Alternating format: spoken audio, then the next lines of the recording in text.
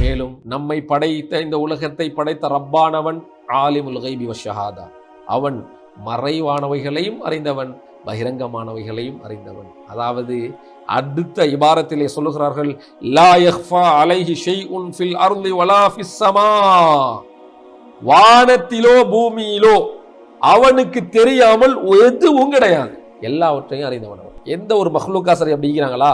எந்த ஒரு மஹ்லூக்காசரி எல்லாவற்றையும் அறிந்த, வானத்தில் பூமியில் உள்ள எல்லாவற்றையும் அறிந்த ஏதாசரி ஒரு படைப்பு இருக்குதா? இல்ல. அப்படி எந்த ஒரு படைப்பும் இல்லை. எந்த ஒரு மலக்கும் கிடையாது, எந்த ஒரு நபியும் கிடையாது, எந்த ஒரு வலியும் கிடையாது. எல்லாவற்றையும் அறிந்தவன், மறைந்தவைகள் தெளிவானவைகள் எல்லாவற்றையும் அறிந்தவன் அவன் அல்லாஹ் மாத்திரம்தான் என்பதையும் நீ உறுதி கொள். இப்போ நாம் மீகும் பூமி, இந்த பூமியில 1000 அடிக்கு கீழால என்ன இருக்குது, அல்லது 2000 அடிகளுக்கு கீழால், இல்லது 10,000 அடிகளுக்கு கீழால என்ன இருக்குது யாருக்கு தெரியும்?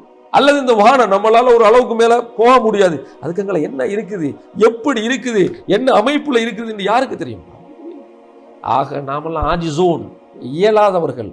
ஆனால் எல்லாவற்றையும் படைத்தவன் அல்லாஹ் அல்லவா, எல்லாவற்றையும் உருவாக்கியவன் அல்லாஹ் அல்லவா, அவனுக்கு தெரியாத ஒன்று இருக்க முடியுமா? வானத்திலோ பூமியிலோ அவனுக்கு தெரியாமல் ஒன்று இருக்க முடியுமா? இருக்க முடியாது. எனவே நீ உறுதியாக நம்பு, அல்லாஹ்வுக்கு தெரியாமல் எதுவுமே இல்லை, அல்லாஹ் அனைத்தையும் அறிந்தவன் என்று நீ அறிந்து கொள்.